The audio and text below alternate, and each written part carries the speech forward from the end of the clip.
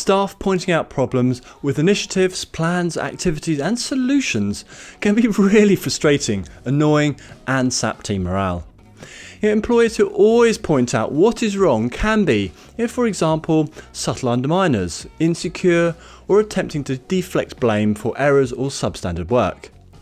Let negativity get out of hand, where team members become more and more negative, and your team's motivation and performance will start dropping, which is bad news for any manager. Negativity left unchecked has a nasty habit of spreading and getting worse. Staff pointing out problems is not all bad, especially when you can turn it to your advantage. Why staff point out problems is really important. In my experience, there are 4 broad categories that I consider before deciding what action to take. First, staff covering for their own character flaws, insecurities, feeling threatened, etc. Secondly, staff deflecting attention from themselves or their work. Third, employees subconsciously crying out for help.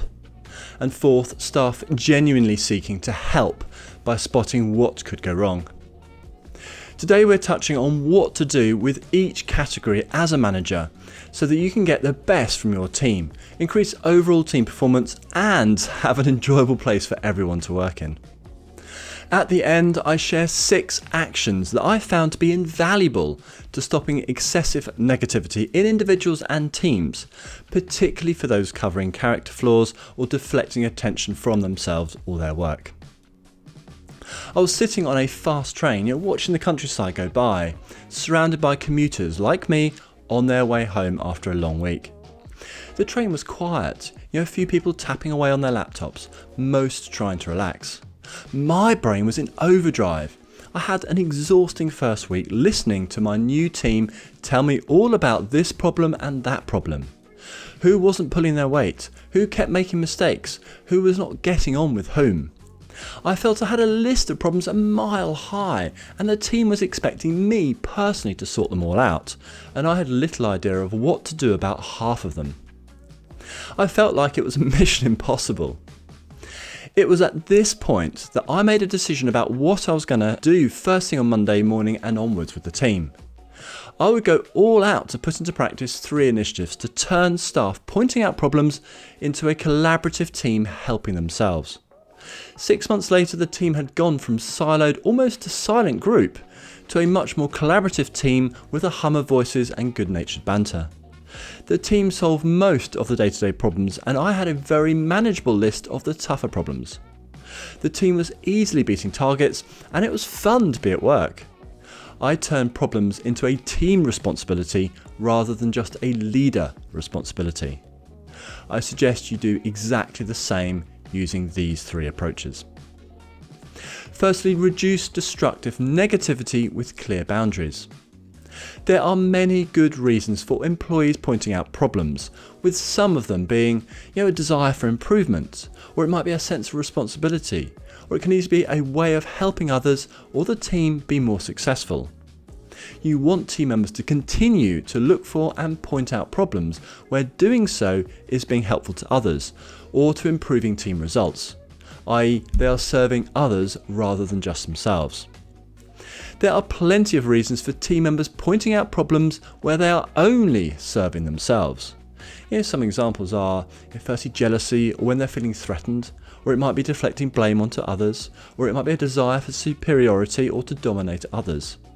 Fourth, it could be undermining people, or it might be a fear of being held accountable for the work they're doing, or it could be a fear of failure, or it could be to create a sense of control, and there are lots more.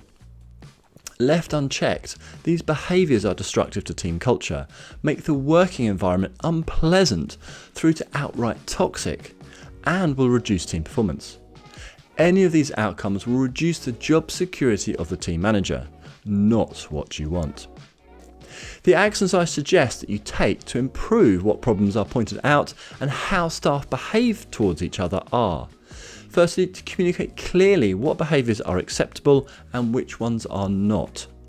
The best test I know is to ask if the behaviour or communication is intended to help others or not. Secondly, whenever you encounter unacceptable behaviour, take immediate action. This is more important than repeating verbal and written communications of expectations. Third, ask team members who always point out what is wrong to communicate the issues in private rather than in public or in a team setting. And fourth, ask those bringing self-serving problems to explain how they are helping improve team performance and culture. Keep repeating these behaviours combined with the next two approaches, and team members will stop bringing problems to you for negative, unconstructive reasons.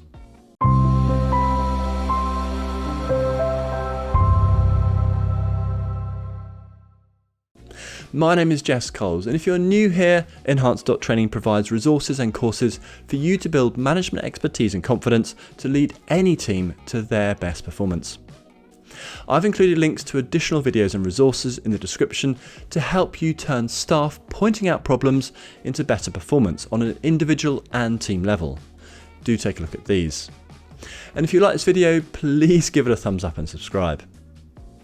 Secondly, with staff pointing out problems, ask them to bring a solution with that problem.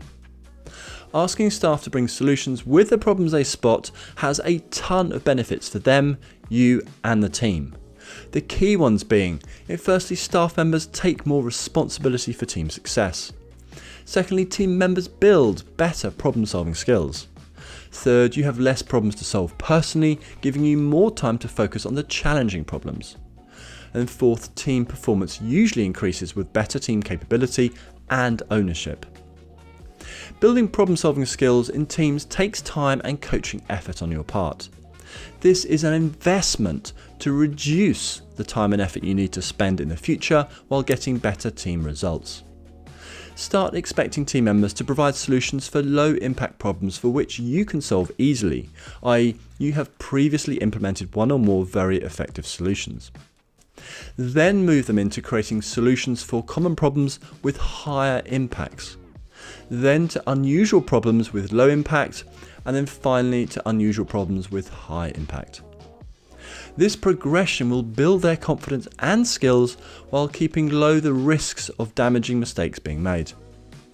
I suggest you ask your team members to work out a practical solution to the problem, and then you can either approve their solution or you can work with them to come up with a better solution. Coach them so they learn. Over time, you'll find yourself doing more approving and less coaching, and then needing to be involved with less problems all around. Think about how much time and effort that would save you every single week. Always ask team members to bring solutions with the problems they spot. Thirdly, work to foster a collaborative problem-solving culture in the team. When you have a problem-solving culture in your team members will, either individually or in small groups, solve most of the common problems the team encounters without needing your help. This is brilliant for you, good for their skills development, and definitely stops other team members pointing out problems without bringing ideas for solutions.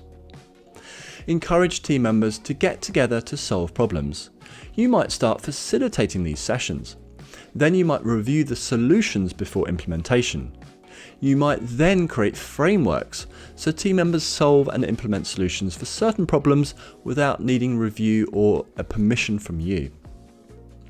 For employees who always point out what is wrong, you can give them a special job in these groups. You'll ask them to work to spot the problems in what the other team members are proposing and help the team mitigate the issues spotted. Explain the value of this role to the other team members.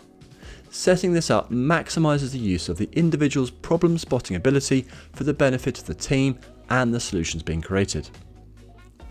You could also take the step of training other team members in how to get the best from overly negative people or those staff who always point out what is wrong.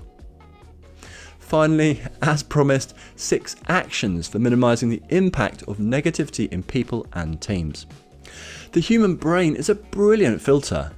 When you're looking for things that will go wrong, you are very likely to find them. When you're looking for things that will go well, you are also very likely to find them. To turn this to your advantage, ask individuals questions that get them looking for the positives. Looking at this solution, what elements give you confidence that it will deliver what we need as expected? If individuals are feeling threatened because colleagues are doing a good job, look at the areas that are worth praising and praise them in private and or in public. If individuals fear accountability, then provide them the reassurance about what will happen if they make mistakes, and make sure you treat mistakes as a learning experience, not a reason to punish. When individuals feel out of control, give them practical areas that they can control and be responsible for. Having areas they do control should help them feel a bit happier about dealing with the areas they don't control. When employees point out the problems in other people's work, to put them down, take them aside and tell them that this type of behaviour is not acceptable. Pointing out problems needs to be about lifting team members up, not putting colleagues down. Escalate your actions if needed. If staff try to use problems and mistakes as a way to undermine, put down, bully or any other damaging behaviour, then take immediate action to stop them behaving in this way. In short, support positive behaviours that help the team and individuals, and discourage damaging behaviours that harm the team or individuals with all the tools you have available. So in summary, team members who always point out what is wrong are frustrating, draining and add to your problems as a manager. Those that are constructive when pointing out problems can also be really useful in improving solutions, projects and team performance. Try to expand the responsibility for solving problems from just the leader to include all team members. Match problem-solving ability to the problem type and difficulty, and be on hand to support, help and build skills in your team. Take these 3 approaches to turn staff pointing out problems into better performance, and you'll have a much easier and more enjoyable life as a manager. Firstly, reduce destructive negativity with clear boundaries. Secondly, ask staff to bring a solution with the problem they have spotted. And third, foster a collaborative problem-solving culture in the team.